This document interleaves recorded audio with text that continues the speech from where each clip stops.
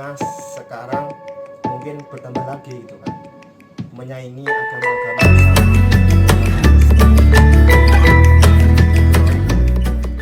Halo Lor.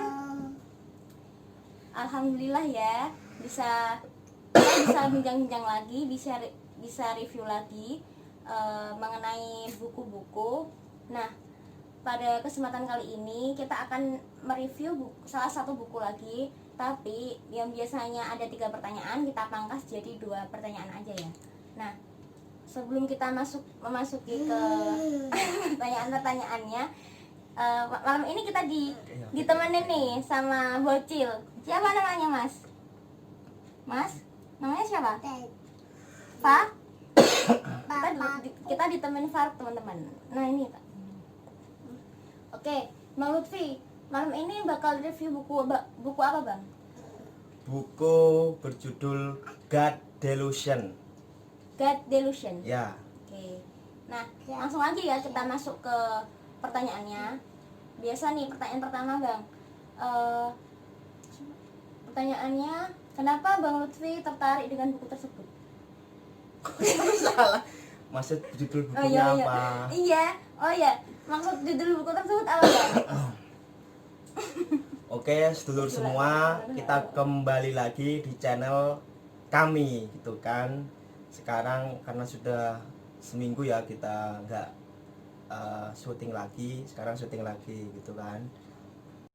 Malam ini kita akan mereview buku yang berjudul God Delusion karya Richard Dawkins. Mungkin teman-teman ada yang tahu, ada yang enggak gitu kan. Ini saya kasih bukunya ya, saya kasih fotonya. Kebalik ya, waduh kebalik ya. Pakai kamera depan soalnya. Kebalik. Kalau gini sama aja. Ya udah gitu ya Lor ya. Jadi maksud judul ini sesuai dengan judulnya, apa maksudnya, yaitu delusi Tuhan.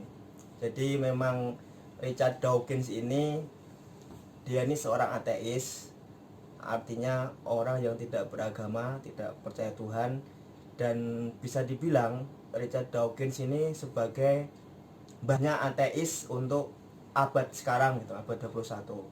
Karena dia sangat vokal sekali menyuarakan paham-paham ateisme gitu kan. Salah satu tokoh besar ateis dunia gitu kan. Dawkins ini memang seorang ahli biologi, sehingga dia menganalisa dengan pendekatan sains itu kan, pendekatan biologi. Jadi itu saja Lor. Dawkins ini salah satu tokoh yang berpengaruh karena memang banyak nulis buku, salah satunya buku ini. Dan dia ini merupakan seorang ahli atau pakar biologi berkebangsaan Kenya yang masuk ke dalam Britania Raya. Jadi saya kasih fakta sebelum masuk ke inti pembahasan, bahwasanya menurut data statistik Pew Research tahun 2012 yang meneliti jumlah umat beragama di dunia, yang sekarang umat manusia berjumlah 7 miliar sekian gitu kan, banyak. Nah, justru di urutan yang nomor 3 itu bukan agama-agama yang kita tahu. Kita tahu agama terbesar di dunia apa? 1, Kristen. Kristen ini mempunyai penganut sekitar 2,4 miliar di dunia. Nomor 2, agama Islam. Islam dianut oleh sekitar 1,8 miliar manusia. Dan yang ketiga, ini bukan Hindu, Buddha, bukan Konghucu, tapi apa? Orang yang tidak berafiliasi pada agama. Artinya dia ini seorang ateis atau seorang agnostik. Jumlahnya juga cukup fantastis dulur. Berapa? 1,2 miliar. Itu menurut statistik ya, Pew Research. Jadi memang ada fakta seperti ini. Gelombang ateisme di dunia sekarang mungkin bertambah lagi gitu kan, menyaingi agama-agama besar di dunia, terutama Kristen dan Islam. Gitu Lor. Kembali ke host. Oke, kita udah kenalan ya sama sampul bukunya dan apa review singkat dari sampul buku tersebut. Nah, terus kita masuk lagi nih lebih dalam. Pembahasan di dalam buku tersebut apa sih, Bang? Oke, terima kasih. Jadi di dalam buku ini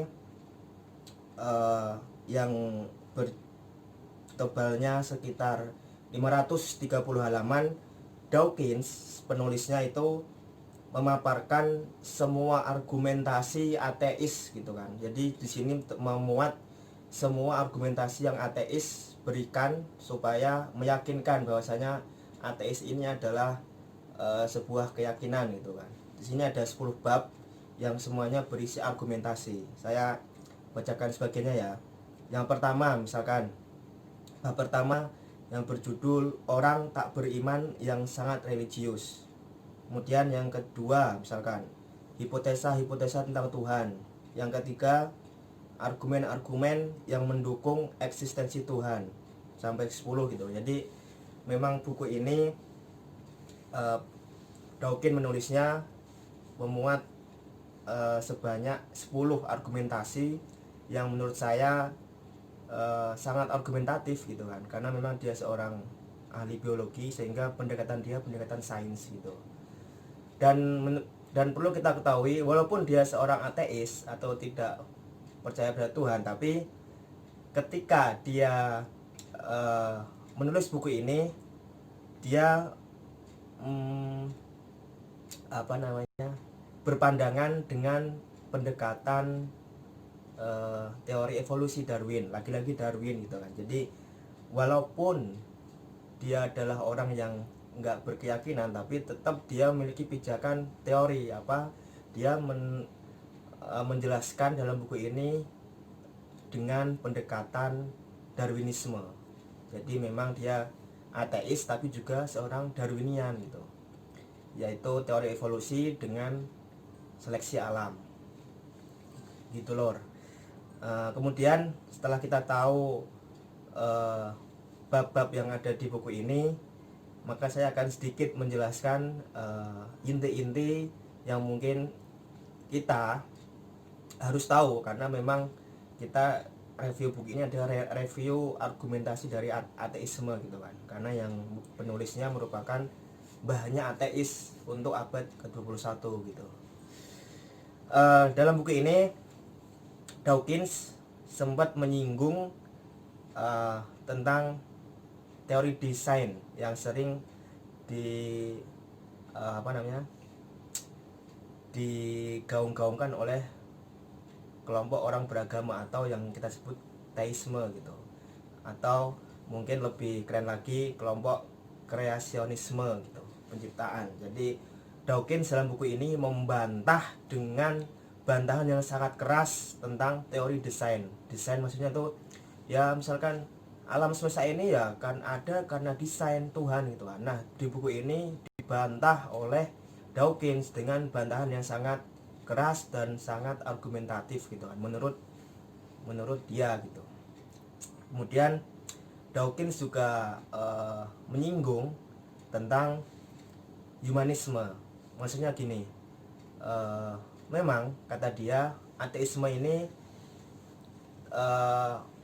tidak percaya pada Tuhan, cuman dia juga percaya atau berkeyakinan dengan teori-teori yang berkembang sekarang, terutama teori di barat ya, kayak tadi evolusi, terus humanisme. Jadi kata dia ateisme memang bukan humanisme, tapi ateisme berjalan dan beriringan dengan paham humanisme. Yang kita tahu humanisme saya jelaskan pada video sebelumnya, bahwasanya humanisme ini adalah sebuah paham yang mengatakan bahwasanya manusia adalah sumber otoritas makna dan sumber otoritas kehendak manusia. Jadi manusia ditempatkan sebagai sumber segalanya, baik itu sumber makna maupun sumber kebebasan berkehendak gitu. Jadi menurut Dawkins ateisme beriringan dengan humanisme gitu. Terus Dawkins juga menyinggung, misalkan dia mengkritik ya, misalkan di sepanjang sejarah kita tahu ada banyak perang gitu kan, salah satunya perang salib gitu. Kata dia banyak sekali di dunia ini sejarah peperangan yang itu mengatasnamakan agama, misalkan perang salib. Jadi yang Kristen atas nama Kristen, yang Islam atas nama Islam gitu kan. Nah, kata dia orang teis atau orang beragama itu berperang atas nama agama, tapi berbeda dengan ateis. Kalau ateis tidak ada sejarahnya dan tidak pernah berperang atas nama ateisme. Kalaupun berperang yaitu atas nama pribadi, bukan atas nama ateisme. Berbeda dengan teis yang berperang atas nama agama. Itu kata dia gitu. Kemudian Dawkins ada yang menarik dalam bab-bab ini. Saya tertarik dengan pernyataannya, walaupun dia ini ateis dan berpaham Darwinian, teori evolusi, namun dia tidak istilahnya fanatik terhadap teori evolusi ini yang dicetuskan oleh Darwin. Dia pernah berstatement dalam bukunya, saya bacakan ya, bahwasanya dia meyakini evolusi karena ada bukti yang mendukungnya dan akan segera mencampakkannya jika ada bukti baru muncul untuk membantahnya, bukan karena aksioma benar seperti kitab suci. Jadi gini lor, maksudnya dia ini memang berpaham Darwinian, tapi itu karena ada bukti yang mendukung teori evolusi ini melalui seleksi alam. Tapi jika nanti suatu saat ada teori baru atau ada bukti baru yang membantah teori ini, teori evolusi, maka dia pun akan mencampakkan teori evolusi ini dan berpindah kepada teori baru. Dan itulah yang kita kenal dalam dunia sains, bahwasanya sains ini memang tidak ada yang final gitu kan teorinya. Pasti nanti ada kayak teori-teori baru yang membantahnya, entah itu teori dari siapa. Pokoknya setahu saya, sependek pengetahuan saya, memang dalam sains ini memang tidak ada teori yang benar-benar final. Kalaupun ada, yaitu hanya sedikit gitu kan, terbatas.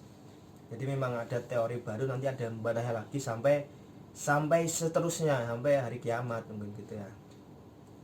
Dan Dawkins ini salah satu pakar ahli biologi, jadi dia memang penganut atau saintis banget gitu, sehingga dia percaya karena ada bukti. Sehingga kalau dia ketika nanti teori evolusi kok ada yang membantah dan ada bukti baru, maka dia pun akan meninggalkan teori evolusi dan berpindah pada teori yang baru itu untuk membantahnya itu. Dan kata dia, dalam dunia sains tidak kayak di dunia teis. Karena di teis ketika ada kitab suci kita percaya dan itu seperti aksioma, jadi benar dari sananya, tidak ada lagi bantahan-bantahan lagi. Jadi itu lor, inti-inti dari buku ini yang menurut saya sangat urgent untuk saya sampaikan, karena mungkin sedulur semua ada yang pernah baca atau yang belum baca, dan ini merupakan kumpulan dari argumentasi ateisme yang ditulis oleh mbahnya ateis sendiri, tokoh besar ateis dunia saat ini, yaitu Richard Dawkins. Sekian lor, kembali ke host. Oke lor, jadi malam ini cuma 2 pertanyaan itu ya. Nah, sedulur-sedulur kalau masih kepo sama bukunya bisa chat kita ataupun komen di bawah. Oke. Selamat malam lor. Selamat malam, sampai jumpa. Dah.